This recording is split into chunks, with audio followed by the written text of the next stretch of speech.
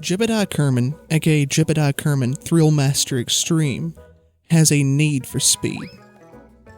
But unfortunately, the Kerbal Space Program's most advanced, highly efficient race cars don't do it for him.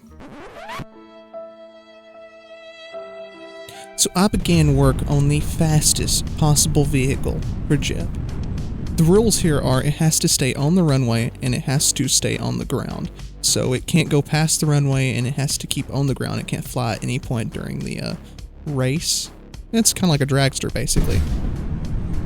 So I put some fins on the front of it, but that ended up giving it too much forward downforce, and so revert that, put the fins in the middle, and well, this one turned out a little bit better, and we managed to get our first very high-speed run here, breaking the sound barrier. Mach 1 already.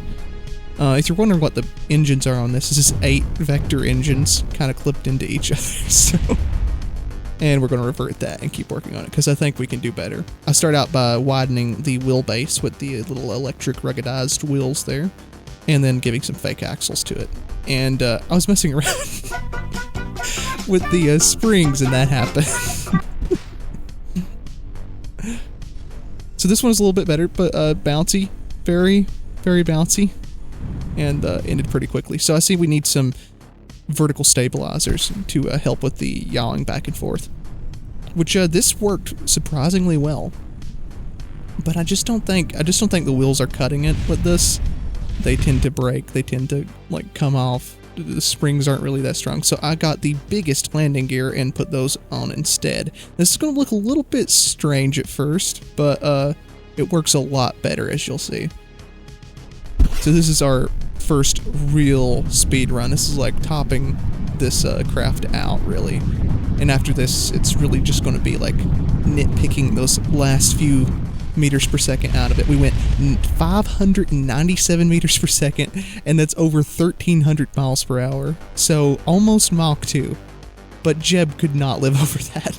So I decided to make a breakaway ejection like cockpit for him, put some motors on there, and then put some parachutes, so hopefully he can eject out and land safely after pulling what, like 100 G's.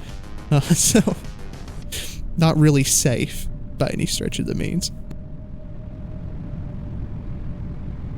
So this one we got up to a pretty fair speed, like 540 or something I seen there meters per second, and Jeb did not survive. So we're going to get the timing right on when we press the space bar and eject him. We want to get the top speed, but we want to eject him before it falls apart. But unfortunately, those two things kind of line up together. It reaches its top speed at the exact same time that it falls apart. So, yeah. I think we get it right here. No. Oh, yeah, we did. It's this one. So the rocket motors fired a little bit too long, and he just kind of dangled around on his parachutes for a bit longer than I'd like. So we adjusted a few things, and we go back out to see if we can get him to go fast and survive, which is the goal today. So I found out that if you slowly raise the speed, it has a much better chance of actually surviving the entire runway and getting to its top speed. If you just gun it immediately to full throttle, then you're probably going to not end well.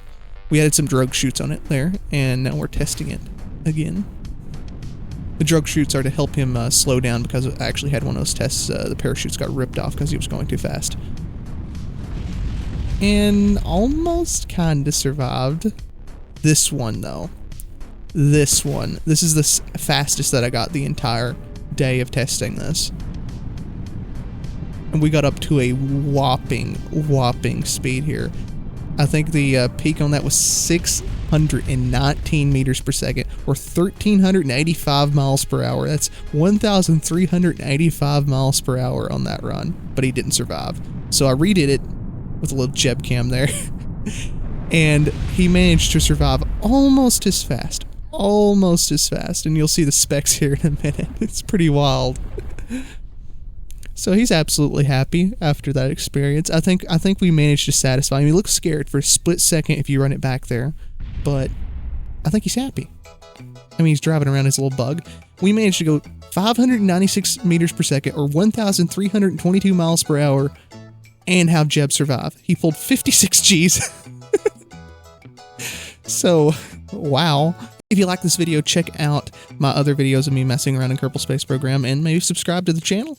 We're at 400 right now and growing every day.